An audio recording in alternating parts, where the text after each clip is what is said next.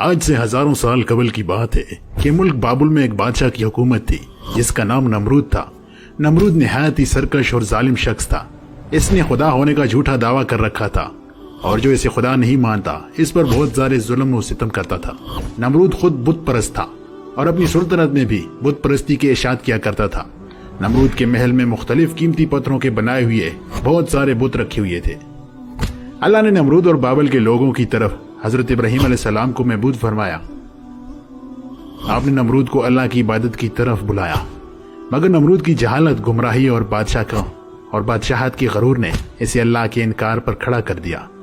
जब हजरत इब्राहिम अलैहिस्सलाम ने कहा, मेरा अल्लाह तो वो है जो जिंदा करता है और मारता है, तो नमरूद ने जवाब दिया, मैं भी जिंदा करता हूँ और मारता हूँ।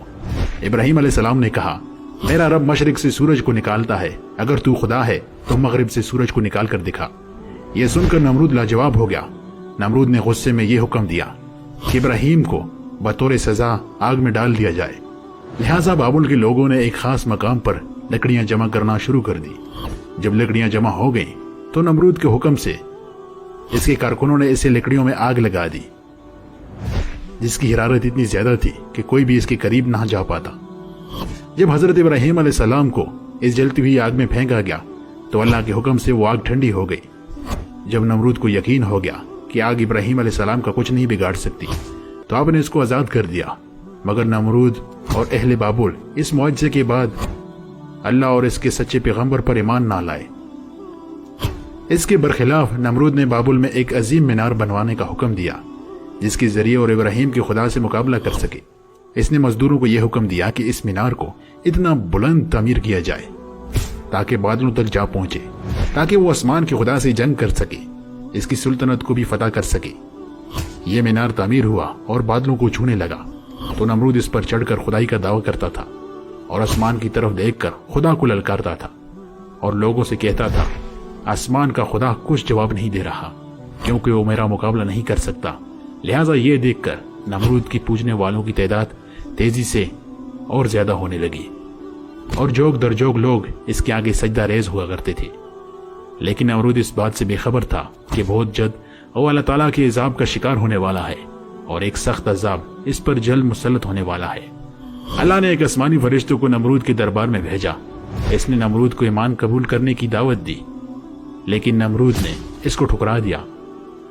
तकब्बुर से चूर फरिश्ते ने नसीहत करते हुए कहा, खुदा की कुदरत और ताकत तुम और तुम्हारी फौज से कहीं ज्यादा है। अगर वो चाहे तो तुझे अपनी सबसे कमजोर मखलूक के जरिए हलाक कर सकता है। लिहाजा नमरूद ने खुदा से मुकाबला करने का फैसला कर लिया। फरिश्ते ने नमरूद को 3 दिन की मोहलत दी जिसमें इसने अपने तमाम लश्कर को जमा कर लिया और पूरी ताकत व कुव्वत के साथ जंग के लिए तैयार हो गया। तीसरे दिन की सुबह जब अल्लाह ने मच्छरों का एक बड़ा लश्कर भेजा, वो तादाद में इतने ज्यादा थे कि सूरज की रोशनी नजर नहीं आ रही थी।